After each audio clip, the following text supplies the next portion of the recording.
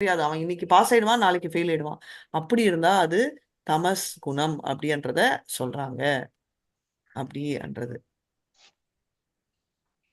ஆசிரியரை காட்டி கொடுக்க கூடாது மாதாஜி. ஆமா. ஹரே கிருஷ்ணா. ஸோ இது வந்து 26ல இருந்து நம்ம நாளைக்கு பண்ணலாம். ஐ திங்க் தர்ணிஸ்ரீ மேம் வந்துட்டாங்க. நம்ம இது என்னது நம்ம உக்ரம். Thanks ma'am. ஸ்க்ரீன்ல தெரியுதா? இன்னும் வரல. லட்சுமி நரசிம்மன். அட்லீஸ்ட் வரலாம். ஹரே கிருஷ்ணா.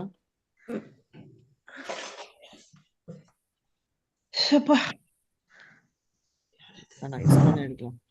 மாதாஜி நீங்க சொல்லுங்க, நாங்க சொல்லிடுறோம். அது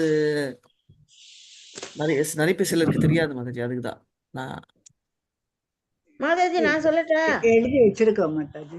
எழுதி வச்சிருக்கோம் மாதாஜி, எழுதி நீங்க வச்சிருக்கோம் சொல்லுங்க. மாதாஜி. நீங்க நாங்க சொல்லுங்க. ஓ எல்லாரும் நான் எழுதி வச்சிருக்கீங்கன்னா ஓகே, நோ ப்ராப்ளம். எல்லாரும் எழுதி வச்சிருக்கிறோம் மாதாஜி. Very very nice. உக்ரம் வீரம் மகாவிஷ்ணும் ஜ்வலந்தம் சர்வதோமுகம் நரசிம்மம் பீஷணம் பத்ரம் மிருத்யும் நமாம்யஹம். ஹரே கிருஷ்ணா. உக்ரம் வீரம் மகாவிஷ்ணும் ஜ்வலந்தம் சர்வதோமுகம் நரசிம்ஹம் பீஷணம் பத்ரம் மிருத்யும் நமாம்யஹம். உக்ரம் வீர மகாவிஷ்ணும் ஜ்வலந்தம் சர்வதோமுகம் நரசிம்மம் பீஷணம் பத்ரம் மிருத்யும் நமாம்யஹம். உக்ரம் வீரம் மகாவிஷ்ணும் ஜ்வலந்தம் சர்வதோமுகம் நரசிம்ஹம் பீஷணம் பத்ரம் மிருத்யும் நமாம்யஹம். விக்ரம் வீரம் மகாவிஷ்ணும் ஜ்வலந்தம் சர்வதோமுகம் நரசிம்மம் பீஷணம் பத்ரம் மிருத்யும் நமாம்யஹம். உக்ரம் வீரம் மகாவிஷ்ணும் ஜ்வலந்தம் சர்வதோமுகம் நரசிம்ஹம் பீஷணம் பத்ரம் மிருத்யும் நமாம்யஹம். உக்ரம் தர்ணிஸ்ரீ மேம் வந்துட்டீங்களா மேம்? இதோட தமிழ் மீனிங் என்கிட்ட இருக்கு மாதாஜி. மாதாஜி சொல்லிடுங்க மாதாஜி. மீனிங் தமிழ் மீனிங் சொல்லுங்க. உக்கிரமானவரே, சக்தி வாய்ந்தவரே, மிகச்சிறந்த விஷ்ணுவே, நெருப்பு போல தகிப்பவரே, எல்லா திசைகளிலும் முகத்தை கொண்டவரே, பயத்தை கொடுப்பவரே, மரணத்தை வென்றவனுக்கும் மரணத்தை கொடுப்பவரே, நரசிம்மரே, உங்களுக்கு என் பணிவான வணக்கங்கள். ஹரே கிருஷ்ணா. வீரம் மகாவிஷ்ணும் ஜ்வலந்தம் சர்வதோமுகம் நரசிம்மம் பீஷணம் பத்ரம் மிருத்யும் நமாம்யஹம். உக்ரம் வீரம் மகாவிஷ்ணும் ஜ்வலந்தம் சர்வதோமுகம் நரசிம்ஹம் பீஷணம் பத்ரம் மிருத்யும் நமாம்யஹம். உக்ரம் வீரம் மகாவிஷ்ணும் ஜ்வலந்தம் சர்வதோமுகம் நரசிம்மம் பீஷணம் பத்ரம் மிருத்யும் நமாம்யஹம். உக்ரம் வீரம் மகாவிஷ்ணும் ஜ்வலந்தம் சர்வதோமுகம் நரசிம்ஹம் பீஷணம் பத்ரம் மிருத்யும் நமாம்யஹம். உக்ரம் வீரம் மகாவிஷ்ணும் ஜ்வலந்தம் சர்வதோமுகம் நரசிம்மம் பீஷணம் பத்ரம் மிருத்யும் நமாம்யஹம். உக்ரம் வீரம் மகாவிஷ்ணும் சர்வதோமுகம் நரசிம்ஹம் பீஷணம் பத்ரம் மிருத்யும் நமாம்யஹம். Hare Krishna ma'am. Thank you so much எல்லாரும். நாளையில இருந்து 6 o'clock ஷார்ப் ஜாயின் பண்ணுங்க. ஏன்னா 18th எக்ஸாம் உங்களுக்கு டைம் இருக்காது. ஸோ அதனால நான் 6:05க்கு ஸ்டார்ட் பண்ணிடுவேன் நம்மளோட 18 சாப்டர் எக்ஸ்பிளனேஷன். யாருக்கெல்லாம் வேணுமோ. ஹரே கிருஷ்ணா. ஹரே கிருஷ்ணா மாதாஜி. மாதாஜி தமிழ் அர்த்தம் வேடம் உக்ரம் வீரம் அது ஒவ்வொன்றுக்கு இப்ப அவங்க மொத்தமா சொன்னாங்கல்ல, டோட்டலா சொன்னாங்க. உக்ரம் வீரம் மகாவிஷ்ணும் ஜ்வலந்தம் சர்வதோமுகம் நரசிம்மம் பீஷணம் பத்ரம் மிருத்யும் நமாம்யஹம். உக்ரம் வீரம் மகாவிஷ்ணும் ஜ்வலந்தம் சர்வதோமுகம் நரசிம்ஹம் பீஷணம் பத்ரம் மிருத்யும் நமாம்யஹம். எஸ் விஜயகுமாரி மாதாஜி, என்ன சொல்லணும்னு அது இல்லைங்க மாதாஜி, அது கொஞ்சம் டிஃபரெண்டா இருக்கு, அதுக்குதான் சொல்லுங்க. உக்ரம்னா உக்ரமா இருக்கிறவர். இல்ல அவங்க வேற ஏதோ பிரேமா மாதாஜி ஒரு செகண்ட் வெயிட் பண்ணுங்க. மிருத்யும் நமாம்யஹம்னா மரணத்தை வென்றவனுக்கும் மரணத்தை கொடுப்பவரே, நரசிம்மரே, உங்களுக்கு என் பணிவான வணக்கங்கள். எஸ். மிருத்யூர் லாஸ்ட் லைன் டெத் இந்த மீனிங்க மிருத்யும் மீன் போட்டுருங்க மாதாஜி. மிருத்யோர் மாதாஜி மிருத்யும் என்றால் அதாவது மரணத்தை வென்றவர். மிருத்யோர் அப்படின்னாக்கா அவனுக்கும் மரணம் என்பது வழங்கப்படும் என்று பொருள். எக்ஸாம்பிள் வந்து அந்த இவரு இரண்யகசிபுனே இரண்யகசிபு, ராவணம் எல்லாருமே வந்து வென்றவங்க தானே. மல்லிகா மாதாஜி இந்த மீனிங்க போட்டுருங்க. போடுறேன் மாதாஜி. Sure. எந்த குரூப்ல போடுறது? Make a move ma'am. அது நீங்க அம்சா எனக்கு அந்த வாட்ஸ்அப் கிளியரா புரியல. we have to talk. நீங்க டைம் கிடைக்கச்சே இல்ல. ஒண்ணு இல்லம்மா, அந்த எக்ஸல் ஷீட்ல வந்து ஃபர்ஸ்ட் ஷீட்ல இருக்கக்கூடியவங்க எல்லாருமே ரெஜிஸ்ட்ரேஷன் பண்ணிருக்காங்க. அவங்களுக்கு கால் பண்ணி அதுல நம்ம ஸ்டூடெண்ட்ஸை வந்து நம்ம வந்து we can validate. அது ஒன்றும் பிரச்சனை இல்லை. நம்ம ஸ்டூடெண்ட்ஸ் வந்து level 3 கம்ப்ளீட் பண்ணிருக்கணும். Okay, that is fine. But அதை out of other ISKCON devotees வந்து நம்ம ஈஸியா தெரிஞ்சுக்கலாம். நம்ம ஸ்டூடெண்ட்ஸ் பேரெல்லாம் ஓரளவுக்கு நமக்கு தெரியும் இல்லையா? ஆனா சில டிவோட்டிஸ் வந்து புதுசா இருக்காங்க. அவங்களுக்கு கால் பண்ணி ஹவு மச் ஆத்தன்டிக் அவங்க 16 ரவுண்ட்ஸ் இதெல்லாம் நம்ம தான் கேட்கணும். அதாவது இனிஷியேட்டட் டிவோட்டிஸ் தான் கேட்கணும். அதனால நமக்கு தெரியும் இதெல்லாம் ஃபாலோ பண்றோமா, வீட்டுல எப்படி, இதெல்லாம் வந்து நம்ம கேட்கணும். ஸோ பக்தி சாஸ்திரிக்கு வந்து இன்னொன்னு அவங்க லெட்டர் கூட வாங்கணும். they have to send a mail communication. சொல்லிட்டேன் மேம், உங்க இமெயில் ஐடி அது நீங்க existing, this is for existing, this is எனக்கு தெரியல இப்ப எக்ஸிஸ்டிங் பேட்ச்ல இருக்கிறவங்க இந்த லிஸ்ட்ல இருக்காங்களான்றது உங்களால தான் சொல்ல முடியும், எனக்கு தெரியாது. உங்க பேட்ச்ல அந்த லிஸ்ட்ல இருக்கிறவங்க உங்க பேட்ச்லயும் இருக்காங்களான்றது எனக்கு தெரியாது. அல்லது நெக்ஸ்ட் வரக்கூடிய பேட்ச்க்கு என்ரோல் பண்ணி இருக்கிறவங்க தான் அது ஆக்சுவலி. சோ அவங்களும் இதுல இருக்காங்களான்றது எனக்கு தெரியாது. யாரெல்லாம் என்ரோல் பண்ணிருக்காங்களா இவங்களா இல்லையான்றதும் நம்ம ஓகே மேம். இது வந்து நெக்ஸ்ட் பேட்ச்க்கு என்ரோல் பண்ண லிஸ்ட் தான் அவங்க கொடுத்திருக்காங்க. ஆனா இந்த பேட்ச்ல இருக்கிறவங்களும் அதுல இருக்காங்களான்றது நமக்கு தெரியாது. ஒரு முறை நீங்க வேலிடேஷன் பண்ணிக்கோங்க. Hare Krishna ma'am, log out. Thank you. Yeah, thank you. Hare Krishna. Om Namo Bhagavate Vasudevaya. Om Namo Bhagavate Vasudevaya. Om Namo Bhagavate Vasudevaya. Narayanam Namaskrityam Naram Chaiva Narottamam Devim Saraswatim Vyasam Tato Jayam Udirayet Nashtaprayeshu Badareshu Nityam Bhagavata Sevayam Bhavatya Uttama Sloke Bhaktir Bhavati Naistiki. Om Ajnanatimirandasya Jnananjanaya Shalakaya Chakshurunmilitam Yena Tasmai Shri Gurave Namaha Shri Chaitanya Manobishtam Sthapitam Yena Bhutale Swayam Rupa Kadamahyam Tadasva Padandikam. He Krishna Karuna Sindhu Dina Bandhu Jagatpate Gopesha Gopika Kanta Radha Kanta Namastute Tapta Kanchana Gaurangi Radhe Vrindavaneshwari Rishabhanusute Devi Pranamami Haripriye Vanchakalpadarubhyasya Kripa Sindhubhyayevacha पतितनां पावनेभ्यो वैष्णवेभ्यो नमो नमः. जय श्री कृष्ण चैतन्य प्रभु नित्यानंद श्री अद्वैत गदाधर श्रीवासदि गौर भक्त वृंद. हरे कृष्णा कृष्ण कृष्ण हरे हरे हरे राम राम राम हरे हरे. நம்ம எல்லாரும் இப்போ ஜெயராத மாதவ் பாடிட்டு எல்லாம் பேக்ரவுண்ட் நாய்ஸ் இருக்கிறவங்க மியூட்ல இருந்து பாடுங்க. பேக்ரவுண்ட் நாய்ஸ் இல்லாதவங்க அன்மியூட் பண்ணியே பாடுங்க. ஓகே, சோ உங்க வீட்டுல என்ன பின்னாடி நடந்துட்டு இருக்கிறது உங்களுக்கு மட்டும்தான் தெரியும். நாம எல்லாரும் பாடுறதை விட அந்த பின்னாடி பாத்திரங்கள் உருளக்கூடிய சப்தம் தான் நிறையவே கேக்குது. ஓகே, ஹரே கிருஷ்ணா. உங்க எல்லார்ட்டையுமே தாழ்மையோட கேட்டுக்கிறேன், தயவு செஞ்சு மியூட்ல இருந்து பாடுங்க. உங்க வீட்டுல சப்தம் இருந்தா. பிரணாம் மாதாஜி. பிரணாம் மாதாஜி. ஹரே கிருஷ்ணா மாதாஜி. நமஸ்காரம். நமஸ்காரம் நமஸ்காரம். Hare Krishna Mataji.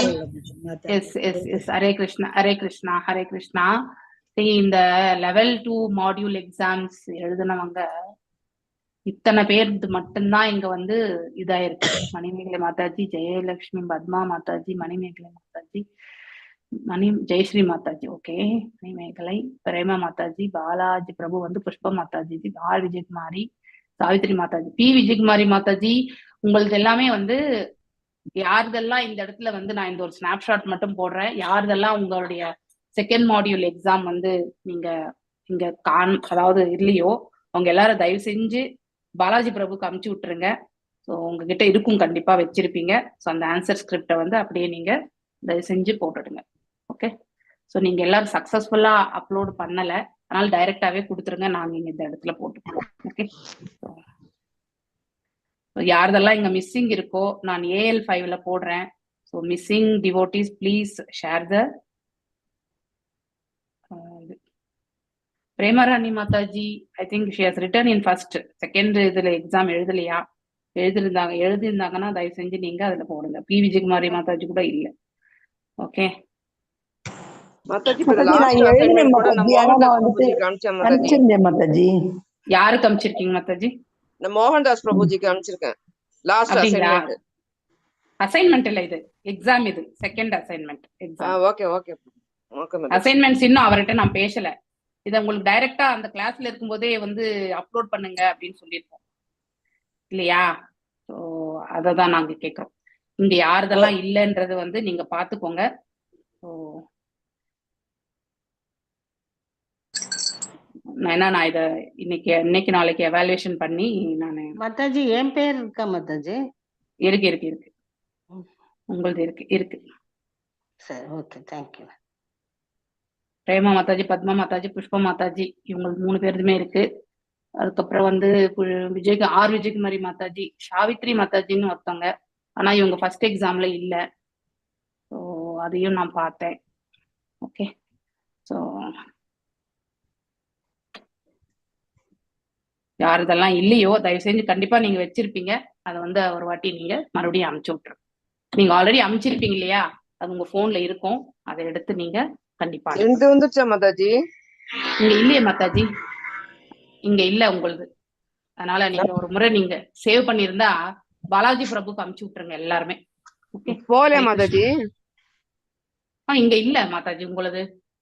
உங்களுக்கு காட்டின்னு தானே இருக்கேன். அது ஜெயலட்சுமி அருணஜேடன் வந்திருக்கா, அது கேட்டேன். இல்ல அது ஜெயலட்சுமி நீங்க தான் அது. ஆமா மாதாஜி. Okay fine. எந்த இமெயில் அந்த அட்ரஸ் தான். Okay fine. அப்படின்னா அது உங்களுக்கு தான். இதுதான் பாத்தீங்கன்னா பிரேமராணி மாதாஜி, அதே ஐ திங்க் உங்களுக்கு எல்லாம் இருக்கு. லலிதா கண்ணன் மாதாஜி இல்ல.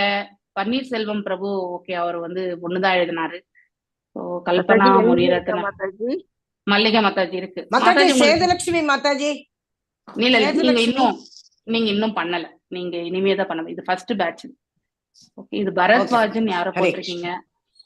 I think not Sangeetha Mataji கூட செகண்ட் இதுவே இல்ல. ஸோ ஐ திங்க் நான் உங்களுக்கு அந்த குரூப்ல எல்லாருக்குமே போட்டுறோம். யாரெல்லாம் எழுதி இருக்கீங்களோ, எது மிஸ் ஆயிருக்கோ அவங்க தயவு செய்து அந்த ஆன்சர் ஸ்கிரிப்ட் கண்டிப்பா உங்ககிட்ட இருக்கும். ஸோ நீங்க அதை வந்து இன்னொரு முறை அமுச்சு விட்டுடுங்க. ஓகே, ஹரே கிருஷ்ணா. இப்போ எவாலுவேஷன் பண்ணி உங்களுக்கு எல்லாமே 2 மாடியூல்ஸும் க்ளோஸ் பண்ணிடுவோம். யாராவது சரியா எழுதலைன்னா மட்டும்தான் உங்களுக்கு ரீ எக்ஸாம் உண்டு, இல்லைன்னா இல்லை. ஓகே, ஹரே கிருஷ்ணா. எல்லாரும் 3rd மாடியூல் நல்லா ப்ரிப்பேர் பண்ணுங்க. ஏன்னா ரொம்பவுமே இந்த வாட்டி 3rd மாடியூல் நான் கொஸ்டின் கொடுக்க போறது கிடையாது. ஏன்னா எடுக்கிற டீச்சர் வந்து கொஸ்டின் கொடுக்க கூடாதுன்னு சொல்லியிருக்காங்க பிரபு. ஸோ மோஸ்ட்லி ராதிகா மாதாஜி தான் கொடுப்பாங்க கொஸ்டின்ஸ். அவங்க பேட்சுக்கு நான் கொடுப்பேன், மாத்தி கொடுத்துக்கணும். அதனால நீங்க நல்லா படிச்சுட்டு வாங்க. சிம்பிளா தான் இருக்கும், ஆனா மூக் அண்ட் கார்னர் படிச்சுக்கோங்க. அதுதான் ரொம்ப முக்கியம். ஓகே, ஹரே கிருஷ்ணா. மாதாஜி இப்ப நீங்க எங்க லெவல் 5ல போட்டிருக்கீங்களா? அது வந்து நிறைய பேர் இருக்கு. அதுல வந்தது பேரு வராத பேரு எப்படி மாதாஜி தெரியும்? எது மாதாஜி? இது அசைன்மெண்ட் இதெல்லாம் போட்டிருக்கீங்க, லெவல் 5ல போட்டிருக்கீங்களா பேரெல்லாம்? ஆமா, அவங்க மட்டும்தான் சப்மிட் பண்ணிருக்காங்க. நீங்க எழுதல அப்படின்னாக்கா, அதாவது எனக்கு இன்னைக்குள்ள நீங்க வந்து, அதாவது ஆஃப்டர் கிளாஸ் நீங்க உங்ககிட்ட கண்டிப்பா ஆன்சர் ஸ்கிரிப்ட் இருக்கும் இல்லையா? ஸோ அவங்க மட்டும் அனுப்புனா போதும். நான் அந்த குரூப்ல இப்ப போடுற மெசேஜ் போட்டாக்கா அட்லீஸ்ட் யாரெல்லாம் மிஸ் ஆயிருக்கிறதோ கண்டிப்பா இருக்கும் இல்லையா, அவங்க வந்து கண்டிப்பா போடலாம். ஓகே, நான் மெசேஜ் போடுவேன் நான் அந்த ஸ்னாப்ஷாட்டை எடுத்து. Okay okay mataji, Hare Krishna. ஓம் நமோ பகவதே வாசுதேவா சொல்லிட்டேன் நினைக்கிறேன் இல்லையா? நானு சொல்லியாச்சு. ஓகே, ஜெயராத மாதவ பண்ணிடலாம்.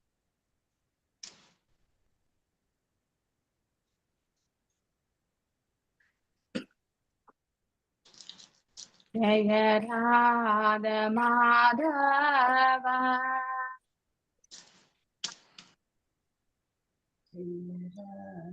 ஜெய ராத மாதவ குஞ்ச பிகாரி. ஜெய ராத மாதவ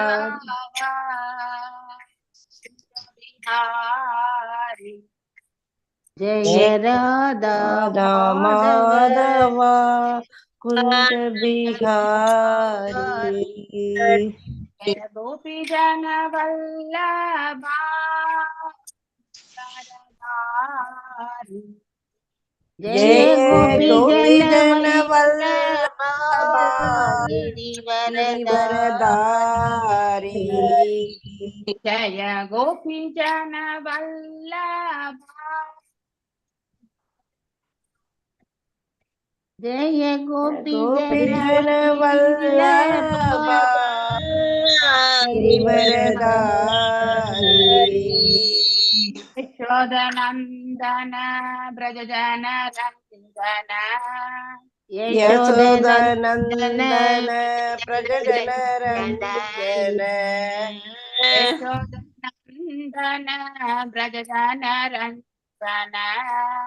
यशोदनंदन प्रजजन रंजन। यमुना तीरा वनचारी। यमुना तीरा वनचारी। यमुना तीरा वनचारी। यमुना तीरा वनचारी। जय राधा माधवा कुंज बिहारी। जय जय राधा राधा माधव माधवा कुंज बिहारी। राधा माधव कुंज बिहारी। जय जय राधा राधा माधव माधवा कुंज बिहारी।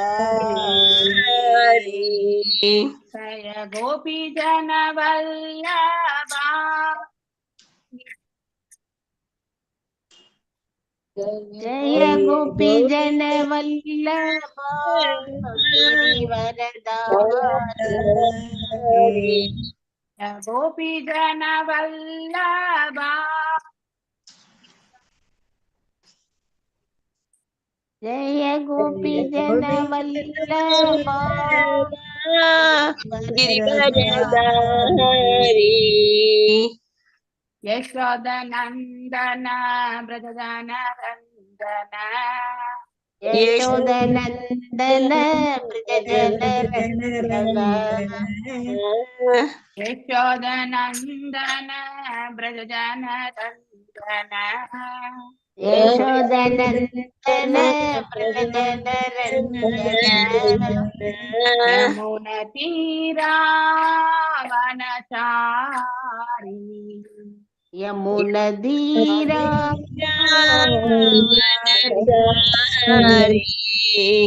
यमुना तीरा वनचारी। यमुना धीरा वनचारी। जय राधा माधवा कुंज जय राधा माधव बिहारी। जय राधा माधवा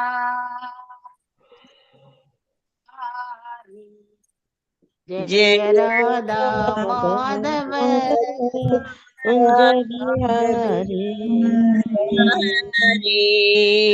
हरे कृष्णा कृष्ण कृष्ण हरे हरे। हरे राम हरे Krishna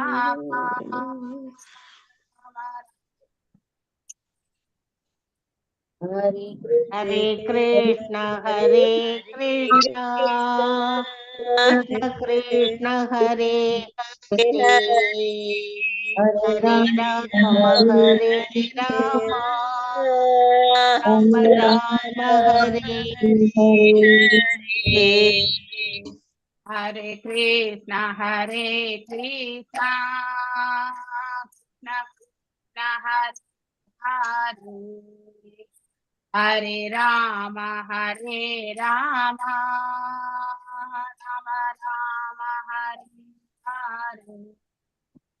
Hare Krishna Hare Krishna Krishna Krishna Hare Hare Hare Rama Hare Rama Rama Rama Hare Hare Hare Krishna Krishna Krishna Hare Hare Hare Rama Rama Rama Hare Hare Hare Krishna Krishna Hare Krishna Krishna Krishna Krishna Krishna Hare Hare Hare Hare Rama Rama Rama Hare Hare Hare Krishna Mataji. Hare Krishna. எப்பவுமே நீங்க பக்தி சாஸ்திரி பண்றவங்க ரொம்ப it's a serious study. எந்த மெட்டீரியலா இருந்தாலுமே நீங்க பத்திரமா எடுத்து வச்சுக்கணும். ஏன்னா ஒரு வாட்டி மிஸ் பண்ணிட்டீங்கன்னா அப்புறம் உங்களால தேடி கண்டுபிடிக்க முடியாது. ஸோ எதுவா இருந்தாலுமே ஒரு ஹார்ட் காப்பி நீங்க வந்து அசைன்மெண்ட் எழுதுறீங்க, ஸோ அது எல்லாமே ஒரு பெட்டர் ஒரு நோட் புக்ல எழுதிக்கிட்டீங்கன்னா நோட் புக் எங்கேயுமே தொலையாது இல்லையா? ஸோ அந்த மாதிரி நீங்க கடைசி வரைக்கும் வச்சுக்கலாம். நான் அப்படிதான் பண்ணேன், எல்லாமே நோட் புக்ல தான் எழுதினேன். நானு அந்த ஒரு நோட் புக்லயே எல்லாமே இருக்கு. நோட்ல தான் எழுதியிருக்கேன். எல்லாமே நோட்ல இருக்கும் மாதாஜி, பெரிய நோட்ல. பெஸ்ட் ஏன் தெரியுமா? அந்த நோட் புக் அசைன்மெண்ட்ஸ் எக்ஸாம் எல்லாமே ஒரே நோட்ல தான். அவ்வளவுதான் பெஸ்ட். அது எப்பவுமே ஏன்னா தொலைக்காம இருப்போம் நம்ம இல்லையா? உங்களுக்கே இன்னொரு வாட்டி ரெஃபரன்ஸ் பண்றதுக்கு கூட உங்களுக்கு லாங் சைஸ் நோட்ல எல்லா அசைன்மெண்ட் முதற்கொண்டு எழுதி வச்சிருக்கேன். ஆமா, எல்லாருமே அப்படிதான் பண்ணிருப்பீங்க. இருந்தாலும் ஒரு முறை நான் உங்களுக்கு, அதாவது ஒரு பேப்பர்ல ஸ்கிரிபிள் பண்ணி எழுதுனீங்கன்னா கண்டிப்பா அதனுடைய அப்படின்னா நம்முடைய முக்கியத்துவத்தை வந்து நம்ம கண்டிப்பா எதுக்கு கொடுக்குறோன்றது ரொம்ப முக்கியம். ஸோ நம்ம பகவானுடையதை பற்றி படிக்கிறோம், அதனுடைய அந்த பிலாசபி தத்துவங்கள் எல்லாம் நம்ம வந்து தெரிஞ்சுக்கிறோம், நம்ம மெமரைஸ் பண்ணி எழுதுறோம் அப்படின்னா அதனுடைய மீண்டும் வந்து ஒரு முறை ரெஃபர் பண்ணி பாக்குறதுக்கு நம்ம கண்டிப்பா தேவைன்னு அதை வந்து நம்ம எடுத்து வச்சுக்கணும். ஓகே, அதனால தொலைக்காம எல்லாத்தையும் பத்திரமா எடுத்து வச்சுக்கோங்க. மேலும் இது வரைக்கும் பேப்பர்ல எழுதியிருந்தா கூட அதை ஸ்டாப்பிள் பண்ணி நீட்டா ஒரு புஸ்தகத்துல வந்து ஸ்டாப்பிள் பண்ணி வச்சுக்கோங்க. இனிமே எழுதுறது எல்லாமே நோட் புக்ல எழுதிக்கோங்க, தொலைக்காம இருப்பீங்க. Okay, Hare Krishna. That's how நாம படிக்கிறது எழுதுறதுக்கெல்லாம் முக்கியத்துவம் கொடுக்கணும். நாம நேற்று இந்த 5வது ஆமா இன்னைக்கு எக்ஸ்பிளனேஷன் பண்ணிட்டு அதுக்கப்புறம் நம்ம நெக்ஸ்ட் ஸ்லோகங்களுக்கு போகலாம். குணை விசித்ரா ஸ்ருஜதீம் ஸ்வரூபாஹ பிரகிருதிம் பிரஜாஹ விலோக்ய முமுஹே சத்யஹ ஞான கூஹாயஹ. இதுல ஒவ்வொரு வார்த்தையுமே ரொம்ப அற்புதமா விளக்கி இருக்காரு பிரபுபாதர். அதனுடைய முக்கியத்துவத்தை நாம கண்டிப்பா தெரிஞ்சுக்கணும். கூஹாய அப்படிங்கிறதுக்கும் மீனிங் இல்லையா? ஒன்னொன்னு குணையர், எதற்கு குணையர் என்று. இந்த பௌதீகம் என்பது குணாதிசயங்களோட இருக்கக்கூடிய ஒன்றுதான். அதனால இந்த மூன்று குணங்களோட தான் இந்த பௌதீக உலகம் என்பது அதாவது இயங்கின்றிருக்கு அப்படிங்கிறதையும் வந்து நாம படிச்சுட்டே வரோம்.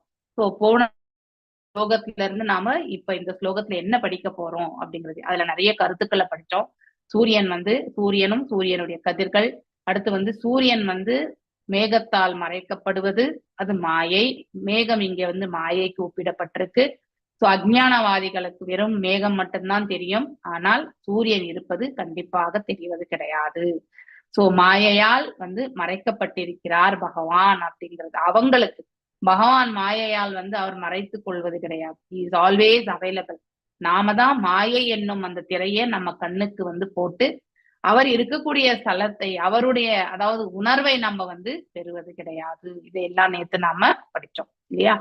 குணைகி 3 வித குணங்களால், விசித்ரா பல்வேறு வகைப்பட்ட, ஸ்ருஜதீம் படைக்க, சுரூபா வடிவங்களுடன், பிரகிருதீம் ஜட உலக இயற்கை, பிரஜா வாழும் உயிரினங்கள், விலோக்கிய பார்த்து, முமுகே மயக்கப்படுகிறது, சத்ய உடனே, சா வாழும் உயிரினம், இக இந்த உலகில், ஞான கூகையா அறிவை மூட்டும் அமைப்பால் இல்லையா? கூகையா.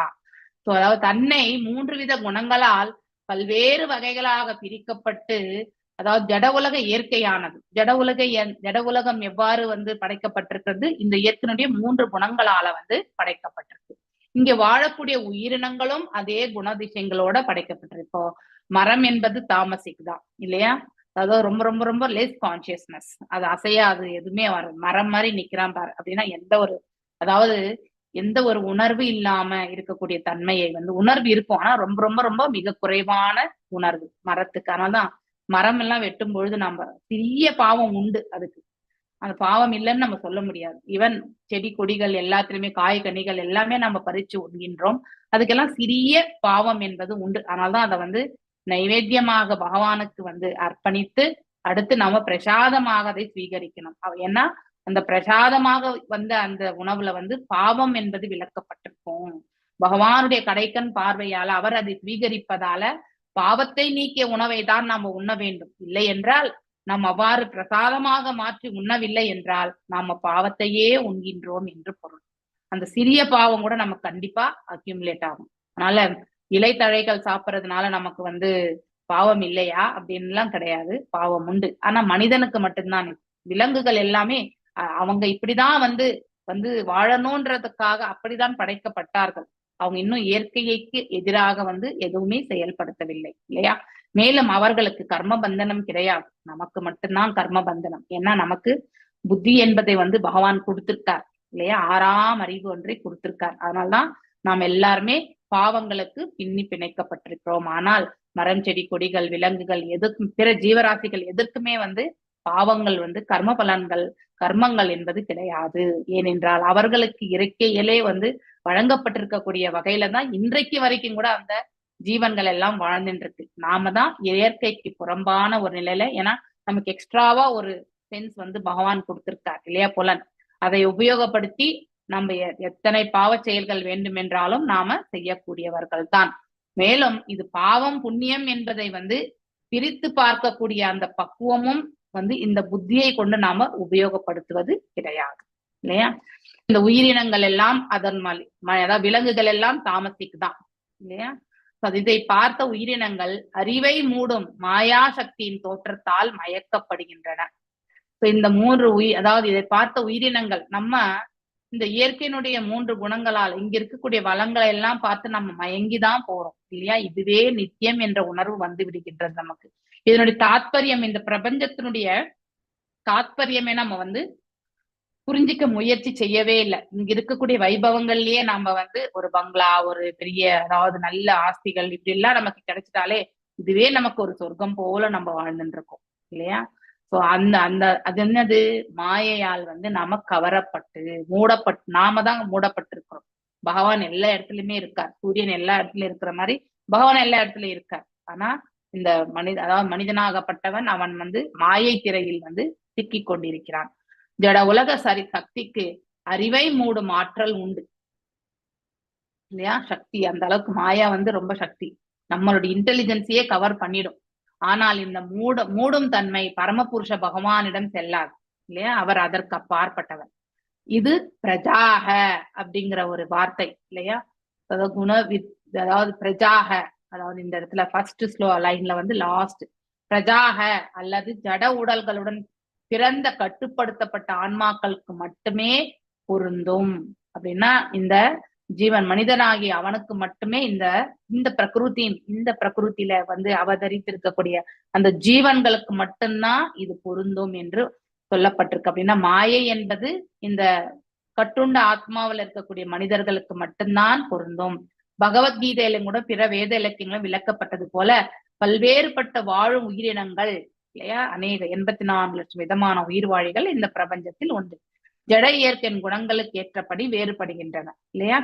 அதாவது ரஜஸ் தமஸ் இது எல்லாமே வந்து மனிதர்களை விட கீழே இருக்கிறவங்க எல்லாருமே வந்து பாத்தீங்கன்னா எல்லாமே தமசிக் குணம்தான். எதுவுமே வந்து ரஜோ கூட கிடையாது, தாமசிக் இயல்பை கொண்டதுதான். அதே மாதிரி வந்து நாம தான் வந்து ரஜோகுணம். இந்த பூமியில வந்து மனிதர்களாக அவதரிக்கக்கூடிய நாம மெஜாரிட்டியா வந்து ரஜோகுணத்துலதான் இருக்கும் இல்லையா? அதுல ஒரு 5% தான் சத்துவகுணம். சத்வம் ரஜஸ் தமஸ் ஆகிய குணங்கள் பரமபுருஷ பகவான் இருந்து பிறந்திருந்த போதிலும் அவர்கிட்ட இருந்துதான் இதெல்லாமே படைக்கப்பட்டது இல்லையா? அவர் அவற்றிற்கு கட்டுப்பட்டவர் அல்ல என்பது பகவத்கீதையில வந்து அத்தியாயம் 7 மற்றும் 12. ஏன்னா அவர் பரா பிரகிருதியை சேர்ந்தவர் இல்லையா, அவர் அந்தரங்க சக்தியால் ஆனவர். இந்த ஸ்பிரிச்சுவல் வேர்ல்ட், மெட்டீரியல் வேர்ல்டு இதெல்லாமே 7ஆம் அத்தியாயத்துல படிச்சிருக்கோம் இல்லையா. நம்ம பகவத்கீதையில ஞான விஞ்ஞான யோகத்திலையும் படிச்சிருக்கோம். 12வது அத்தியாயத்துல பக்தி யோகத்திலயுமே சிலதெல்லாம் வருது. அழகாக சொல்ல போனால் பரமபுருஷ பகவான் வெளிப்படும் சக்தியால் அவர் மீது செயல்பட முடியாது. ஏன்னா அவரது அந்த அந்த அகச்சக்தி வந்து மும்மடங்கு ஜாஸ்தி. இந்த புறச்சக்தி வந்து அதாவது பாத்தீங்கன்னாக்கா மிக மிக குறைவான ஆற்றலை கொண்டது, அதாவது கீழான ஆற்றலை கொண்டது. அது மேன்மையான ஆற்றல். சோ மேன்மையான ஆற்றலிடம் வந்து கீழான ஆற்றல் எப்பவுமே வெல்லவே முடியாது இல்லையா. அது ஜடசக்தியால் மூடப்பட்ட கட்டுப்படுத்தப்பட்ட ஆன்மாக்களின் மீதுதான் செயல்படும். ஏன்னா நமக்கு மெஜாரிட்டி பகிரங்க சக்தி தான். ஒரே இந்த ஆத்மா மட்டும்தான் அந்தரங்க சக்தி.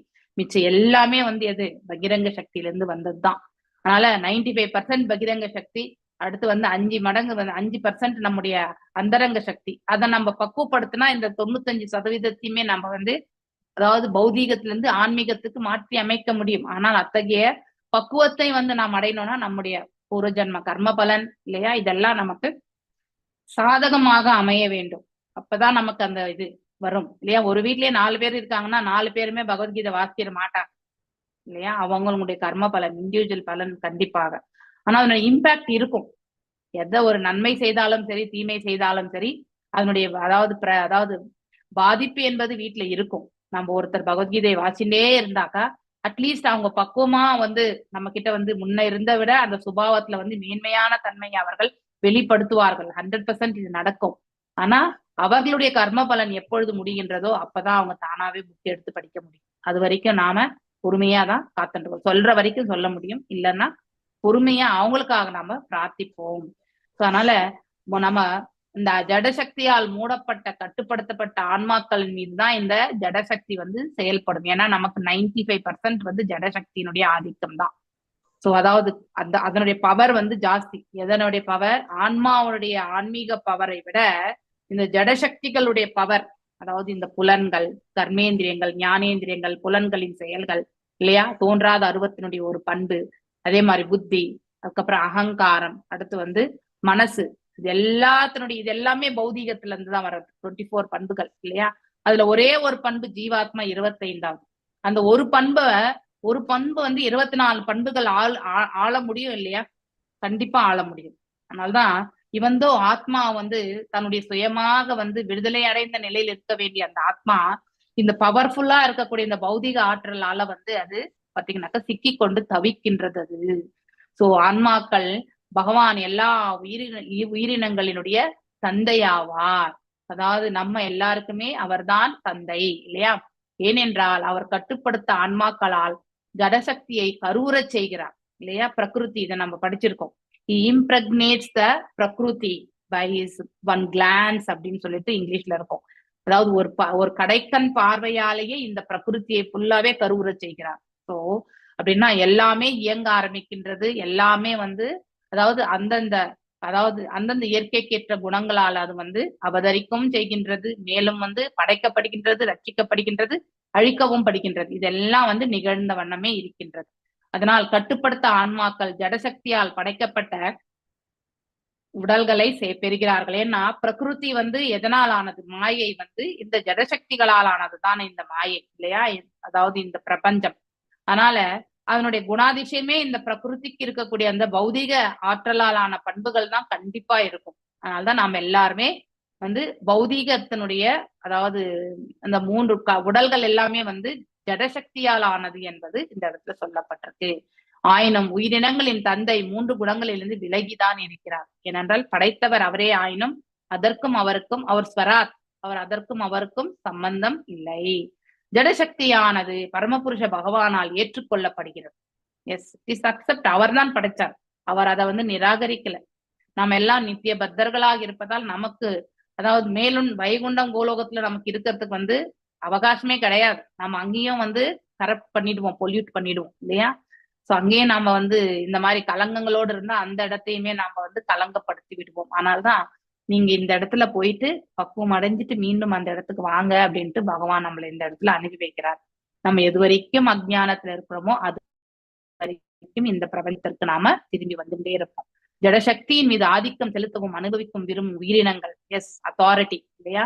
சோ அப்படிப்பட்டவங்க எல்லாமே இந்த இடத்துல வந்து விரும்பும் உயிரினங்களுக்காக ஏற்றுக்கொள்ளப்படுகிற இந்த முந்தைய பதத்தில் வந்து பார்த்தோம். நம்ம அம்மாதிரியான உயிரினங்களின் பெயரளவு இன்பத்திற்காக பகவான் ஜடசக்தியின் மூலம் இந்த உலகம் வந்து படைக்கப்பட்டது. நாம எல்லாம் இங்க வரணும் அப்படிங்கிறதுக்காக தான் பகவான் இந்த ஜட உலகையே படைத்தார். நாம நித்திய பத்தர்களாகி இங்க இருக்கக்கூடிய இந்த வைபவங்கள் மீது நம்முடைய மனதை லயித்ததால் மீண்டும் வந்து இந்த பிரபஞ்சத்தில் நாம அவதரிக்கிறதுக்காக தான் பகவான் இந்த ஸ்தலத்தையே வந்து ஏற்படுத்தினார்.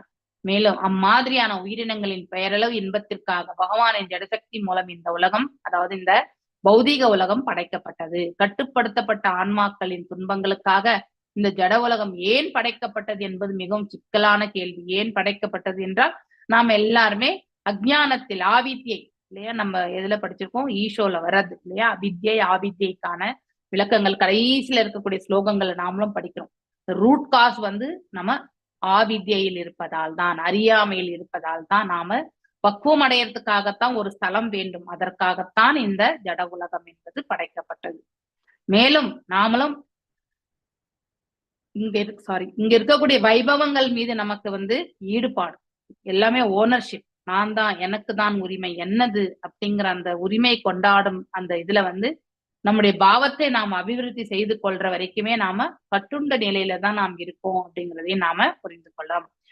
மேலும் முந்தைய பதத்தில் பகவானின் லீலைகளுக்காக இங்கே பகவான் வந்து நம்மள எல்லாருமே பக்தர்களாக படைத்த பகவான் அப்படின்னா, பக்தர்களாக இருப்பதாலதான் நாம் இங்க வந்து படைக்க வேண்டியதாயிற்று. ஆனா நாம் எப்பவுமே வந்து பக்தர்களாகவே இருக்கணும்ட்டு பகவான் எதிர்பார்க்கல இல்லையா? மீண்டும் எப்ப நாம வந்து அஜ்ஞானத்துல இருந்து ஞானதலத்திற்கு வந்து பக்தி கொண்டு பகவானுடைய தலத்தை நாம திரும்ப வேண்டும் என்றுதான் பகவான் எதிர்பார்க்கிறார். அதற்காகத்தான் லீலைகளை எல்லாம் வந்து புரிகின்றார். லீலையா என்னும் சொல் வந்து அந்த ஸ்லோகத்துல வந்து சொல்லப்பட்டிருக்கு. பகவான் கட்டுப்படுத்தப்பட்ட ஆன்மாக்களின் அனுபவிக்கும் மனநிலையை திருத்தவே விரும்புகிறார். உள்ளுக்குள்ள நமக்கு ஒரு உணர்வு சொல்லிட்டே இருக்கும், நாம செய்யறது தவறு இல்லையா? அது வேற யாரும் கிடையாது, அந்த பரமாத்மா தான்.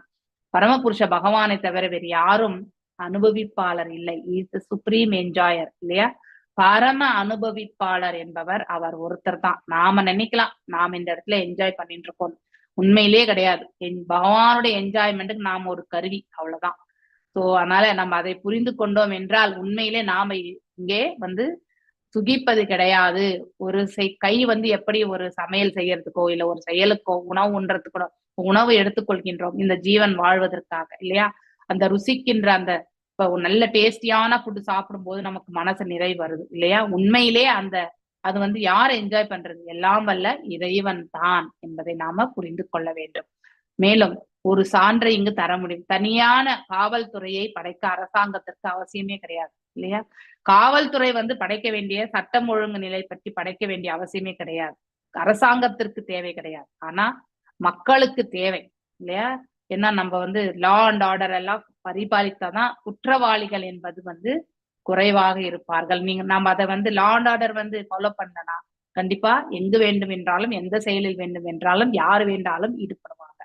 சோ இந்த இடத்துல சில குடிமக்கள் அரசாங்க சட்டங்களை ஏற்றுக்கொள்வதில்லை. அதற்காகத்தான் இந்த காவல் நிலையங்கள் எல்லாமே உருவாக்கப்பட்டிருக்கு.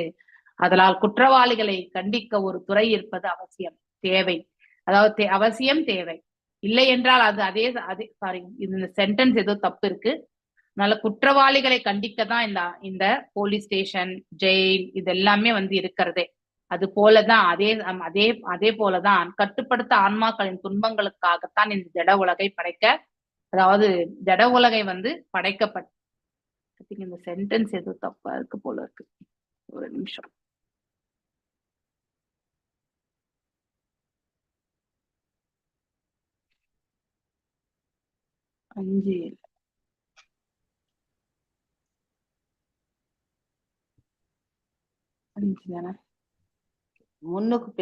Example. An example can be cited that there is no necessity for the government's creation of a separate police department. தனியா ஒரு போலீஸ் டிபார்ட்மெண்ட் அவசியமே கிடையாது, கவர்மெண்ட்டுக்கு ஒன்றும் தேவையே கிடையாது. But there is no necessity, but at the same time there is a necessity. ஆனா கவர்மெண்ட்டுக்குன்னு பார்க்கும் பொழுது போலீஸ் ஸ்டேஷன் அவசரம் கிடையாது. ஆனா இந்த லா அண்ட் ஆர்டர் இல்லையா, சட்ட திட்டங்கள் ஒழுங்குமுறைகள் எல்லாம் எடுத்துட்டு வரணும், குடிமக்களை வந்து பாதுகாக்கணும் அப்படிங்கிற ஒரு பட்சத்துல இருந்து பார்க்கும்போது அங்கே வந்து தேவை என்பது ஏற்படுகின்றது. Similarly there is no necessity to create this material world இல்லையா. அதே மாதிரிதான் இந்த பிரபஞ்சத்தை வந்து இந்த பௌதிக இயற்கை படைக்க வேண்டிய அவசியமே இல்லை. ஏன்னா இங்க எல்லாமே வரக்கூடிய கட்டுண்ட ஆத்மாக்கள் வந்து சங்கடமான ஒரு சூழ்நிலையில தான் வாழ்ந்துட்டு இருக்கு. ஆனால் at the same time there are certain living entities இல்லையா, அதாவது நித்திய பத்தர்களா இருக்கிறவங்க எல்லாருமே, அதாவது நித்திய பத்தர்களா எட்டர்னலி கண்டிஷன், எப்பவுமே ஆவித்யில் இருக்கக்கூடியவங்க, அப்படிப்பட்டவங்களுக்கு வந்து இந்த பிரபஞ்சம் என்பது தேவை இல்லையா. we say that they have been conditioned from time, அதாவது ஆண்டாண்டு காலம், அதாவது எத்தனையோ பிறவிகள்ல வந்து அவங்க வந்து டைம் இம்மெமோரியல் அப்படின்னா நம்மளோட காலத்தை வந்து எப்பத்துல இருந்து தொன்று தொட்டு அப்படின்னு சொல்லலாம் இல்லையா. But there is no trace out when the living entity part and parcel of supreme became rebellious against the supremacy of the god இல்லையா. அதாவது எப்பத்திலிருந்து வந்து இந்த நாத்திகவாதிகளுடைய நிலை வந்து அதாவது அதாவது ஏற்பாடு ஆனது, எவ்வாறு அவர்கள் நாத்திகவாதிகள் ஆனார்கள் என்பது நம்மளால வந்து கண்டிப்பா அலசி ஆராய முடியல. ஆனா எப்படியோ இப்ப அசுரர்கள் எடுத்துட்ட ராவணன் வந்து அவர் நானே கடவுள் என்று சொல்லக்கூடிய இரண்யகசிபு கூட நானே கடவுள் ஆகணும்னு நினைச்சேன் அப்படின்னா அந்த காலத்துல இருந்தே சத்தியுகத்துல இருந்தே இருக்கு இந்த கதை. அதனால வெறுமனே கலியுகத்துல மனிதர்களாகிய நாம மாத்திரம் கிடையாது, சத்தியுகத்துல இருந்தே இருக்கு. அது எந்த ஆண்டாண்டு யுகமாக இருக்கின்றது இந்த செயல்கள் ஆக்சுவலி. அதனால்தான் இப்படிப்பட்ட நித்திய பத்தர்களுக்காகத்தான் வந்து இந்த பௌதிக இயற்கை என்பது படைக்கப்பட்டது. மேலும் 2 விதமான மனிதர்களை பற்றி, அதாவது இந்த சென்டென்ஸ் ஃபார்மேஷன் வந்து தப்பு. ஒன்று காவல்துறை, நான் சிம்பிளா உங்களுக்கு நான் சொல்லிடுறேன், கேட்டுக்கோங்க. காவல்துறை என்பது அரசாங்கத்திற்கு தேவையே கிடையாது இல்லையா. அரசாங்கம் வந்து சாதாரணமாகவே அரசை வந்து நல்வழியில எடுத்துட்டு போகலாம், அதுல ஒன்றும் பிரச்சனையே இருக்காது. ஆனா இதுல சோசியல் எலிமெண்ட்ஸ்ன்னு சொல்லுவாங்க இல்லையா, அதாவது தவறு இழைக்கக்கூடியவர்கள், கொலை கொள்ளை இந்த மாதிரியான குற்றவாளிகளுக்கு கண்டிப்பாக தண்டனை என்பது வழங்க வேண்டும் இல்லையா. அப்பதான் மேலும் வந்து குற்றங்களை தவிர்ப்பதற்கு ஒரு சூழ்நிலை வந்து உருவாகும். தண்டனை கொடுக்கலன்னாக்கா தவறு இழைப்பவர்க்கக்கூடிய இது வந்து நம்ம இந்த யுக உலகத்துல வந்திருக்கக்கூடிய மனிதர்களுக்கு வந்து ஒப்பிடப்பட்டது. நாம் எல்லாருமே ஒரு ஜெயில தான் வாழ்ந்துட்டு இருக்கோம், அதுதான் உண்மை. சோ நாம் எல்லாருமே குற்றவாளிகள். வெறுமனே அந்த ஜெயிலுடைய சைஸ் தான், அதாவது பாத்தீங்கன்னாக்கா வேறுபட்டு ரூம் சைஸ் தான் வேரியா இருக்கும், அவ்வளவுதான். நல்ல செல்வந்தரா இருக்கிறவங்களுக்கு வந்து சொபஸ்டிகேட்டட் ஜெயில் இப்ப கூட இருக்கு இல்லையா. ஒரு அரசியல்வாதியோ இல்ல வந்து நல்ல பவர்ஃபுல் பர்சனா இருந்தா அவர் ஏதாவது தவறு இழைத்திருந்தா அவங்களுக்கு அங்கேயே வந்து தனித்து ஒரு டிவி எல்லாமே ஒரு டிஃபரெண்ட் அட்மாஸ்பியர் ஜெயிலே வந்து பண்ணி கொடுக்குறாங்க, ஃபெசிலிட்டிஸ் இதெல்லாம் உண்டு இல்லையா. அது மாதிரி பணக்காரனுக்கு வந்து அந்த மாதிரி ஜெயில், ஏழைக்கு வந்து குடில்ல ஜெயில், அவ்வளவுதான் வித்தியாசம். ஆக மொத்தத்துல நாம் எல்லாருமே ஒரு குற்றவாளிகள் தான். சோ என்ன குற்றம் பண்ணோம் அப்படிங்கறத பார்க்கும்பொழுது இங்க இருக்கக்கூடிய இயற்கையின் மீது நம்முடைய ஆளுமையை வந்து நம்ம செலுத்தணும்னு நினைக்கிறோம். எல்லாமே நமக்கு வேண்டும், ஆசை இல்லையா, பேராசை, அடுத்து வந்து பொறாமை, இது எல்லாமே வந்து இருக்கக்கூடிய குணாதிசயங்கள், பௌதீக குணாதிசயம். அந்த 6 விதமான நிலைகள்ல மதம் அக்ஷரம் எல்லாமே உண்டு நமக்கு இல்லையா. அதனாலதான் நாம வந்து தவறுகள் இழைக்கின்றோம். அதனால அந்த கர்ம பலன்களுக்கு எல்லாமே நாம ஆட்கொள்ளப்பட்டிருக்கிறோம். அதனாலதான் மீண்டும் மீண்டும் இந்த இடத்துல நாம வந்து பிறவி எடுக்க வேண்டிய ஒரு கட்டாயத்திற்கு நாம தள்ளப்பட்டிருக்கிறோம். ஆனா உண்மையிலே ஆன்மீகத்துல நிலை பெற்றவர்கள், இப்படிப்பட்ட தவறுகளில் இருந்து இருப்பவர்களுக்கு இந்த உலகம் என்பது அவசியமே கிடையாது இல்லையா. அவர்களுக்காக இது படைக்கவே இல்லை. ஆனால் அவங்க எல்லாமே கோலோகம் வைகுண்டத்துல இருக்காங்க. ஆனா அதர்மம் என்பது ஜெயில் ஃபுல்லாவே அதர்மவாதிகள் ஆகிவிட்டால் கண்டிப்பா அவங்களுக்கு அதாவது ரீஃபார்ம், அதாவது ரீஹாபிலேஷன் அந்த மாதிரி சென்டர்ஸ்க்கு எல்லாமே கண்டிப்பா அழைச்சிட்டு போறாங்க இல்லையா.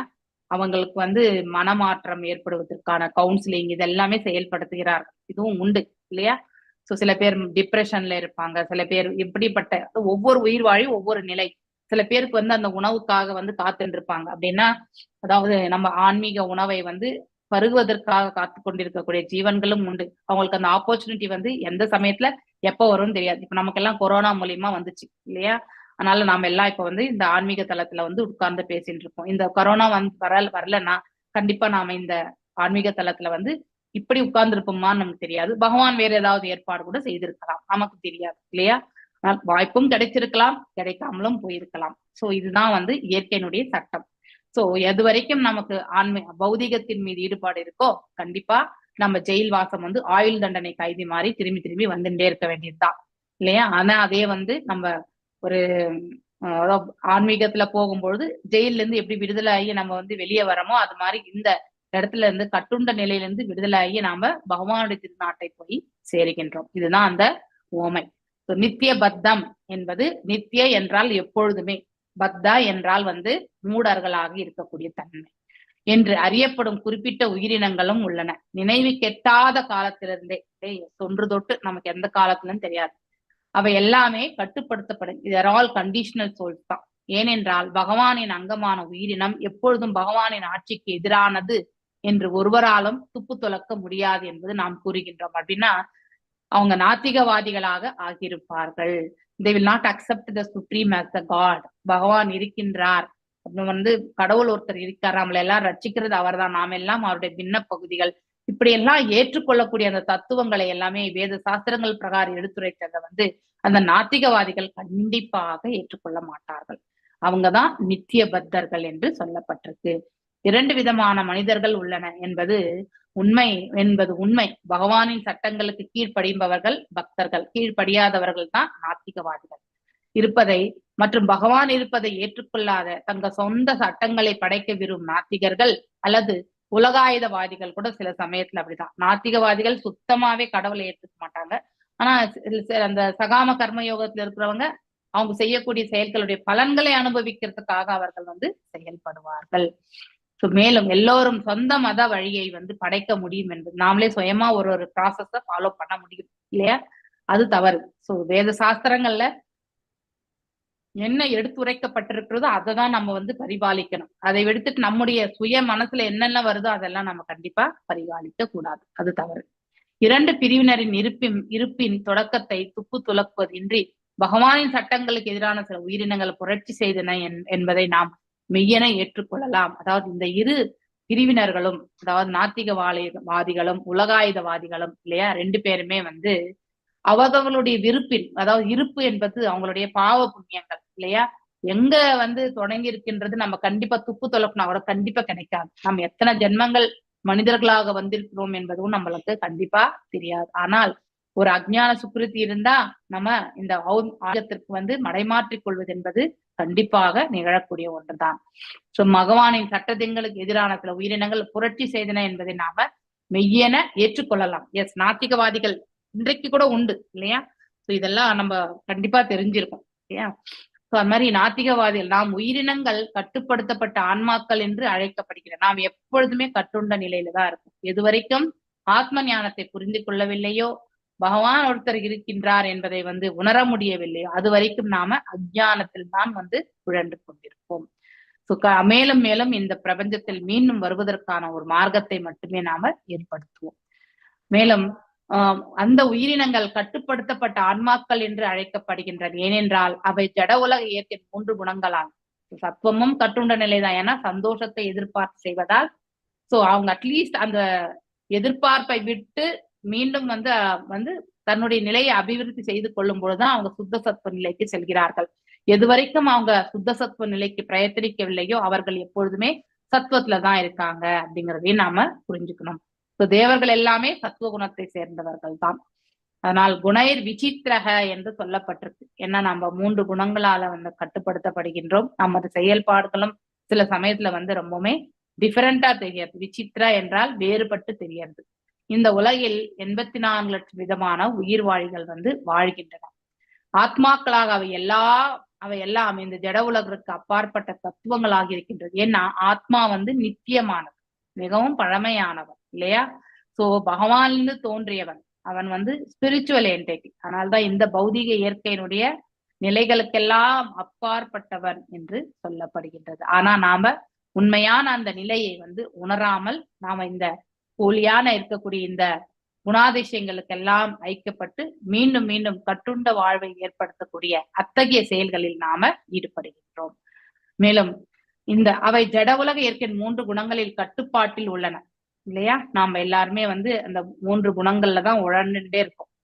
சோ அவை வலிய சக்தியால் படைக்கப்பட்டதால் அவற்றின் உடல்கள் திடப்பொருட்களாக ஆனவை. நம்ம உடல் எல்லாமே ஸ்தூலம் எல்லாமே வந்து எஸ், எதனால் ஆனது? இந்த இது வந்து வலிய சக்தியால் படைக்கப்பட்டது. வலி என்றால் அந்த பஞ்சமகாபூதங்களால் வந்து இட்ஸ் வெரி பவர்ஃபுல். பஞ்சமகாபூதங்கள் என்றும் அதனுடைய ஆற்றல் வந்து மிக மிக பவர்ஃபுல். பௌதிகமாக இருந்தாலும் அதனுடைய ஆற்றல் வந்து மிக சக்தி வாய்ந்தது. அதாவது ஜட பொருட்களால வந்து இது வந்து படைக்கப்பட்டிருக்கு. ஜட உலகால் மூடப்பட்ட ஆன்மீக தன்மை வந்து வாய்ந்தது எது? இந்த ஆன்மா வந்து பாத்தீங்கன்னாக்கா இந்த ஜட அவை வலிய சக்தியால் படைக்கப்பட்டதால் அவற்றின் உடல்கள் திட பொருட்களால் ஆனவை. அதாவது இந்த ஸ்தூல உடலை பற்றி சொல்லப்பட்டது. ஜட உடலால் மூடப்பட்டு ஆன்மீகத்தன்மை வாய்ந்தது எது? ஆன்மா. சோ இந்த ஜட உடலுக்குள்ள வந்து ஒரு சூக்ஷ்ம உடல், அதுக்குள்ள ஆன்மா வந்து இருக்கின்றது.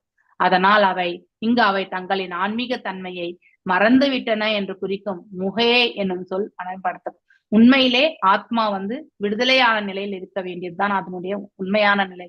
ஆனால் எது வரைக்கும் நாம் இந்த மாயையில் சிக்கி கொண்டிருக்கின்றோமோ அது வரைக்கும் அது வெளியில வந்து தென்படுவது கிடையாது. எப்ப நாம வந்து ஆன்மீகத்தின் தரப்பில் நாம வந்து அபிவிருத்தி செய்து கொள்கின்றோமோ அப்ப தன்னால கண்டிப்பா அந்த ஆன்மீகத்தன்மை வந்து மேன்மையாக இருக்கும். இந்த பௌதீகத்தை வந்து நாம வந்து விடுதலைக்கான இந்த உடலையே வந்து நம்ம ஒரு எந்திரமாக மட்டும் நினைக்கக்கூடிய அந்த பக்குவத்தை நமக்கு கிடைக்கும்.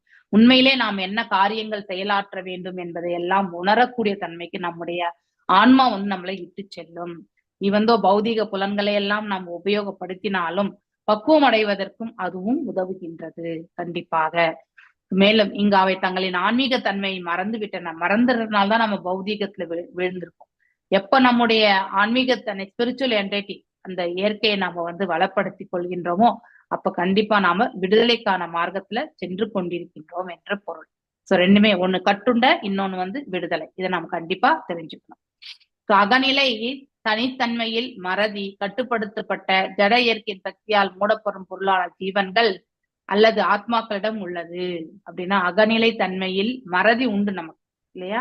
பகவான் தான் நம்ம வந்து இது படிச்சிருக்கோம், சர்வசிய சாகம் இல்லையா, ஸ்ருதி சன்னிவிஷ்டோ மத்பரதரம் நம்ம ஆல்ரெடி படிச்சிருக்கோம் இல்லையா?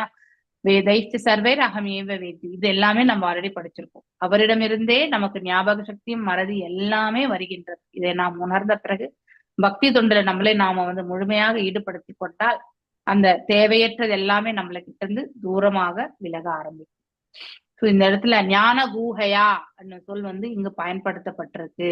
கூஹா என்றால் மூடுதல். சோ ஞானத்தால் வந்து கவரப்பட்டிருக்கிறது. கன நேர கட்டுப்படுத்தப்பட்ட ஆன்மாக்களின் அறிவு மூடப்பட்டிருத்தலால் அவை வாழ்வில் பல்வேறு உயிரினங்களாக வெளிப்படுத்தப்படுகின்றன இல்லையா? சோ அதனால நம்ம எல்லாமே இந்த சாந்தினி, ஹலாதினி, சம்பித் இந்த மூன்றுமே வந்து ஆன்மீக ஆற்றலினுடைய ஒரு பாகம். அது ஏகபாதம் இந்த பௌதீக உலகத்தின் மீது செயலாற்றப்படுகின்றது இல்லையா?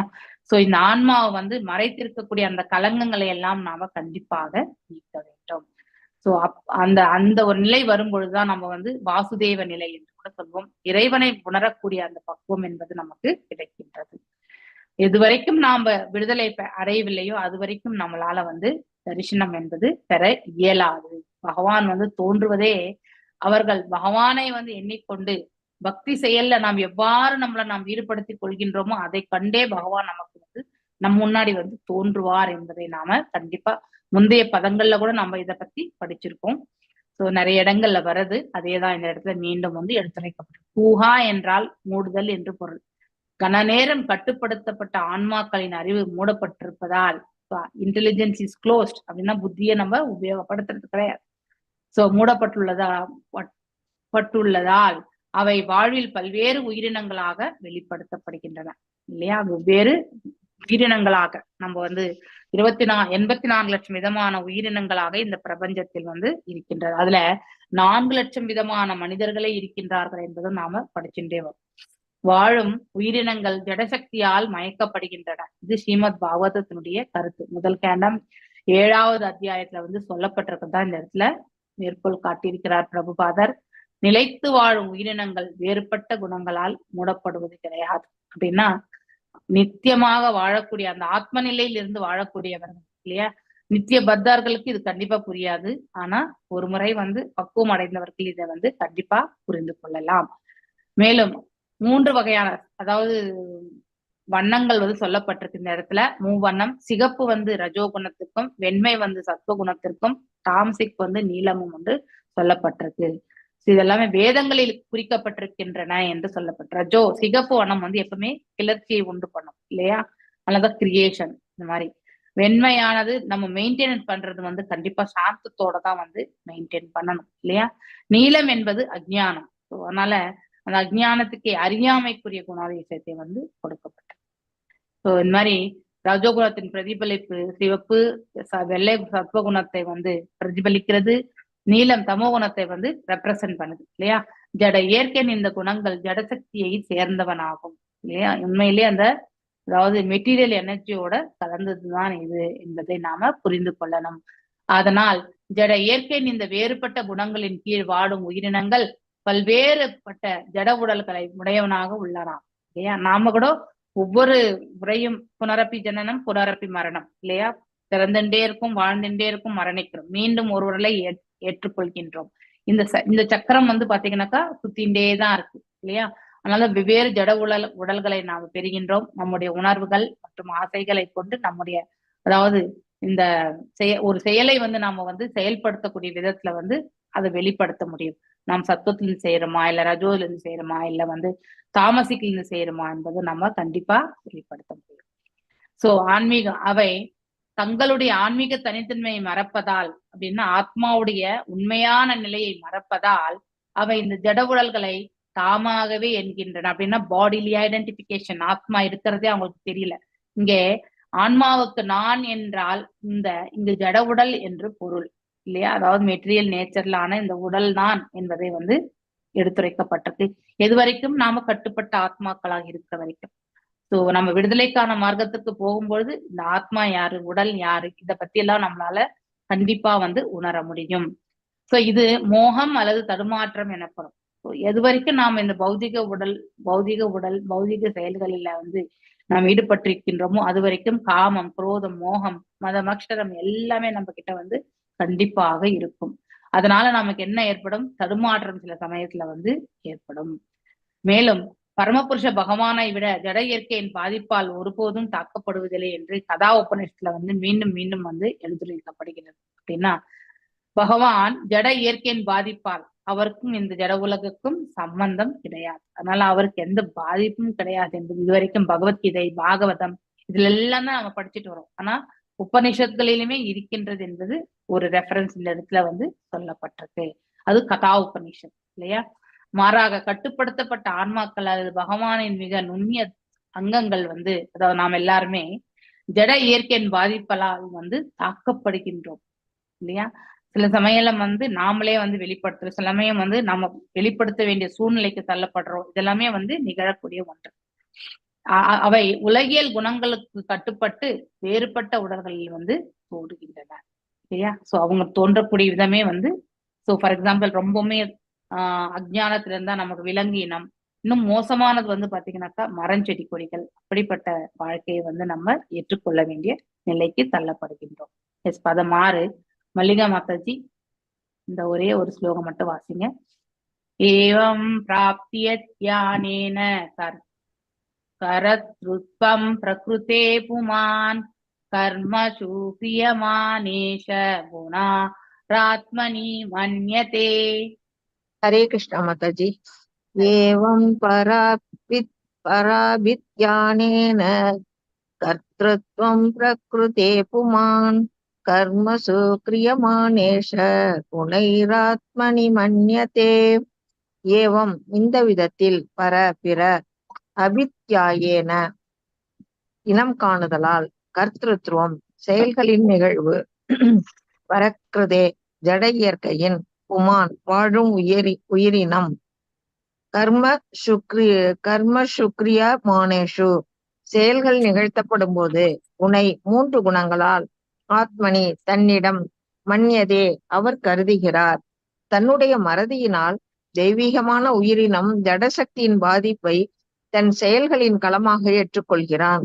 இவ்வாறு தூண்டப்பட்டு அவன் செயல்களை தானே செய்வதாக தவறாக எண்ணுகிறான். பொருளுரை: மறதி மிகுந்த உயிரினத்தை நோய் பாதிப்பால் பைத்தியமான மனிதனுக்கு ஒப்பிட முடியும். அல்லது பேய்களால் துன்புறுத்தப்பட்டு கட்டுப்பாடின்றி செயல்பட்டாலும் தான் கட்டுப்பாட்டில் இருப்பதாக நினைக்கும் ஒரு மனிதனுடன் ஒப்பிட முடியும். ஜட இயற்கையின் பாதிப்பின் கீழ் கட்டுப்படுத்தப்பட்ட ஆன்மா உலகியல் மயக்கத்தில் ஆழ்ந்திருக்கிறது. இந்த உணர்வு நிலையில் ஜடசக்தியின் கீழ் எது செய்யப்பட்டாலும் அது கட்டுப்படுத்தப்பட்ட ஆத்மாவால் தானே தூண்டப்பட்டதாக ஏற்றுக்கொள்ளப்படுகிறது. உண்மையில் ஆத்மா அதன் இருப்பின் தூய நிலையில் கிருஷ்ண உணர்வில் இருக்க வேண்டும். ஒருவர் கிருஷ்ண உணர்வில் செயல்படாத பொழுது அவர் உலகியல் உணர்வில் செயல்படுவதாக தவறாக புரிந்து கொள்ளப்படுகிறார்.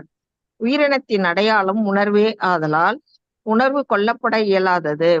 ஜட உணர்வு நிலை தூய்மைப்படுத்த வேண்டியது. ஒருவர் கிருஷ்ணரை அல்லது பகவானை இறைவனாக ஏற்றுக்கொள்வதன் மூலம் விடுதலை அடைகிறார்.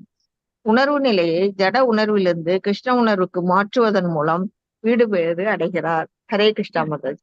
ஹரே கிருஷ்ணா. சோ நாம் இந்த பௌதீக செயல்களிலிருந்து பௌதீகத்திலிருந்து நம்ம விடுதலை அடைந்தால் ஒழிய நம்ம வீடு பேர் என்பது அடைய முடியாது என்பது ரொம்ப அழகா இந்த பொருளுரையில எடுத்துரைக்கப்பட்டிருக்கு. ஏவம் பிராப்யித்யானேன கர்த்துத்வம் பிரகிருதே புமான் கர்மசு கிரியமானேஷ குணைராத்மனி மன்யதே. ஏவம் இந்த விதத்தில் பிற அபித்யாயேன இனம் காணுதலால் கர்த்திருவம் செயல்களின் நிகழ்வு பிரகிருதே அதாவது ஜட இயற்கையின் புமான் வாழும் உயிரினம் கர்மசு கிரியமானேஷு செயல்கள் நிகழ்த்தப்படும் போது குணைஹி 3 குணங்களால் ஆத்மனி தன்னிடம் மன்யதே அவர் கருதுகிறார். அதாவது தன்னுடைய மறதியினால் தெய்வீகமான உயிரினம் அப்படின்னா இந்த ஆத்மா தெய்வீகமானதுதான். ஆனா அதனுடைய மறதியால் எதனால மறதியாகின்றது? இந்த சூக்ஷ்ம உடல் அதாவது புத்தி, அதுக்கப்புறம் மனசு, இந்த அகங்காரம் என்பது அந்த ஆத்மாவை ஃபர்ஸ்ட் லேயர் கவரேஜ் இல்லையா, அது ஜடசக்தியின் பாதிப்பை. இந்த ஜடசக்தியில வந்த பொழுது இங்க இருக்கிறது எல்லாமே உண்மை அப்படிங்கிற ஏற்றுக்கொள்ளக்கூடிய பக்குவத்தோட அது செயல்படும். சோ பாதிப்பை தன் செயல்களின் களமாக அவன் ஏற்றுக்கொள்கின்றான். அப்படின்னா அவன் தன்னை உணர்ந்த ஆத்மாவாக இருந்தாலுமே ஆனால் மாயையால் கவரப்பட்ட பொழுது இந்த ஜட உலகில் ஜடசக்தியினுடைய பாதிப்புகளால் தன்னுடைய செயல்களின் தன் செயல்களின் களமாக தன்னையே ஏற்றுக்கொள்கின்றான். அப்படின்னா இந்த உடல் ரீதியான இவ்வாறு தூண்டப்பட்டு அவன் செயல்களை தானே செய்வதாக கருதுகின்றான். உண்மையிலே நான் தான் இது எல்லாமே பாடிலி ஐடென்டிபிகேஷன் தான் வருது. ஆத்ம நிலையிலிருந்து பார்க்கும் பொழுது கண்டிப்பாக இப்படிப்பட்ட உணர்தல் என்பது வரவே வராது. ஸோ எல்லாம் வல்ல இறைவன் நமக்கு ஒரு அவகாசம் கொடுத்திருக்கார். ஸோ அங்கே நம்ம திருத்தொண்டு புரியணும், அவ்வளவுதான் அவனுக்கு இருக்கும். ஆனா அதை விடுத்துட்டு நம்ம இந்த உலகத்தையே ஆளணும் அப்படிங்கிற பவர் பொசிஷன், அதுக்கு அடுத்து பணம், இதற்காக நாம செயல்படுவோம் என்றால் அது நமக்கு நன்மையான செயல்களாக ஏற்படாது எப்பொழுதுமே. இவ்வாறு தூண்டப்பட்டு அவன் செயல்களை தானே செய்வதாக தவறாக எண்ணுகின்றான். இதே ஸ்லோகத்தை நம்ம இந்த மாதிரி சிமிலர் ஸ்லோகம் 2.47ல பாக்குறோம் இல்லையா. கர்மண்யவே அதிகாரஸ்தே மா கர்ம பலேஷு கதாச்சனா மா கர்ம பலே ஹேத்துர்பிர் மாத்தோ சங்கோஸ்வ கர்மணி அப்படிங்கிறது ஸ்லோகம் இருக்கு இல்லையா. உனக்குன்னு விதிக்கப்பட்ட கடமைகளை மட்டும் செய்வதற்கே, ஏன்னா அர்ஜுனர் சொல்வார், இந்த பாவத்தெல்லாம் நான் சுமக்க மாட்டேன், நான் இத்தனை பேரெல்லாம் கொல்ல மாட்டேன், என்னுடைய குடும்ப அதாவது பாத்தீங்கன்னாக்கா பாரம்பரியம் எல்லாம் கெட்டு போய்கிறது. இப்படி அவன் கருணை உள்ளவன், கருணையான உள்ளத்தை கொண்டிருப்பதால் அவனே இதை செயல்படுத்துகின்றான் என்ற எண்ண ஓட்டத்திலிருந்து பேசார். அதுக்கப்புறம் தான் பகவான் அந்த 2.47 ஸ்லோகத்தை சொல்றார். நீ உனக்குன்னு கொடுக்கப்பட்டிருக்க கடமை மட்டும் செய், பலனை எதிர்பார்க்காத, பலன் எதுவாயினும் பகவான் கண்டிப்பாக கொடுத்து ரட்சிப்பார். ஸோ இந்த மாதிரி ஒரு இதை கண்டிப்பா தெரிஞ்சுக்கணும். இவ்வாறு நாம தான் செய்யறோம்னு என்னைக்குமே நினைக்க கூடாது ஒரு காரியத்துல. அது ஆன்மீகமா இருக்கட்டும், தெய்வீகமா இருக்கட்டும், எல்லாம் வல்ல இறைவன் நம்மள இயக்கின்றிருக்கார் அப்படிங்கிற அந்த உண்மையை நாம ஏற்றுக்கொள்ளக்கூடிய பக்குவம் வரணும். மேலும் மறதி மிகுந்த உயிரினத்தை நாம் எல்லாருமே மறதி மிகுந்த உயிரினம் தான் மனிதர்களாகப்பட்டவர்கள். நோய் பாதிப்பால் பைத்தியமான மனிதனுக்கு ஒப்பிடப்பட்டிருக்கு. அப்படின்னா மென்டலி டிஸ்டர்ப்டு பர்சனுக்கு இது ஒப்பிடப்பட்டிருக்கு. எது மறதி மிகுந்த ஒரு மனிதனுக்கு இந்த அல்லது பேய்களால் துன்புறுத்தப்பட்டு கட்டுப்பாடின்றி செயல்பட்டாலும் இல்லையா, பேய்களுக்கு எந்த ஒரு கட்டுப்பாடுமே கிடையாது. அதனுடைய செயல்பாடுகள் அவ்வாறே இருக்கும். அது போல ஒருத்தர் வந்து செயல்பட்டாலும் மனிதனாகப்பட்டவன் தான் கட்டுப்பாடில் இருப்பதாக நினைக்கும் ஒரு மனிதனிடமும் ஒப்பிட முடியும் இல்லையா? அதாவது தான் கட்டுப்பாட்டில் இருப்பதாக நினைக்கும் ஒரு மனிதனுடன் ஒப்பிட முடியும். அதாவது கம்பேரிஷன் இல்லையா? அதாவது ஒருத்தர் வந்து இந்த பௌதீகத்துல வந்து ஃபுல்லா லயித்து இல்லையா, அது ஒரு வியாதி தான் நமக்கு. எது வரைக்கும் நாம பௌதீகத்துல வந்து லயித்து இருக்கிறோமோ அப்போ நம்ம வந்து உண்மையான நம்முடைய திருத்தொண்டை பற்றி நாம மறந்து, பகவானுக்கு செய்யக்கூடிய அந்த தொண்டை பற்றி மறந்து உலகாயுத செயல்களில் மட்டுமே நாம செயல்பட்டோம் என்றால் அது வந்து பைத்தியக்காரத்தனமான ஒரு செயல்களுக்கு வந்து ஒப்பிடப்பட்டிருக்கு. அல்லது பேய்களால் துன்புறுத்தப்பட்ட ஒரு உயிர்வாழி வந்து எவ்வாறு கட்டுப்பாடின்றி செயல்பட்டாலும் தான் கட்டுப்பாட்டில் இருப்பதாக நினைக்கும் ஒரு மனிதனிடம் ஒப்பிட முடியும் இல்லையா? உண்மையிலே பேய் பிடிச்சவங்க இதெல்லாம் நம்ம பார்த்திருக்கோம்ல, அவங்க ஏதோ பெருசா செய்யற மாதிரி இருக்கும். ஆனா அவங்க ஏதோ நார்மலா அவங்க பிஹேவ் பண்ற மாதிரி அவங்களுக்கு தோன்றுமே ஒழிய எதிரில பார்த்துட்டு இருக்கிறவங்களுக்கு கண்டிப்பா தோணாது. சம்திங் மிஸ்டேக் அப்படின்னு உள்ளதை உள்ளபடி நோக்கக்கூடியவர்களுக்கு வந்து அதை கண்டிப்பாக அவங்களால புரிந்து கொள்ள முடியும். அதே போல அப்படிப்பட்ட மனிதனோட தான் நம்ம வந்து கம்பேரிசன் பண்ண முடியும். ஜட இயற்கையின் பாதிப்பின் கீழ் கட்டுப்படுத்தப்பட்ட ஆன்மா உலகியல் மயக்கத்தில் ஆழ்ந்து இருக்கின்றது இல்லையா? இந்த பௌதீக இயற்கையில வந்து தன்னை வந்து முழுமையாக அர்ப்பணித்து இருக்கின்றது. ஏன்னா தொன்று தொட்ட காலத்துல இருந்தே நம்ம அப்படிப்பட்ட ஒரு செயலில் தான் ஈடுபட்டு கொண்டிருப்பவர்கள். இந்த உணர்வு நிலையில் ஜடசக்தியின் கீழ் எது செயல்பட்டாலும் அது கட்டுப்படுத்தப்பட்ட ஆன்மாவால் தானே தோண்டப்பட்டதாக ஏற்றுக்கொள்ளப்படுகிறது இல்லையா?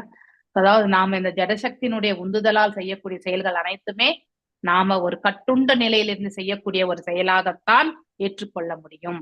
அது விடுதலை அடைந்த தன்மையிலும் செய்யப்படுவதாக ஏற்றுக்கொள்ளவே முடியாது.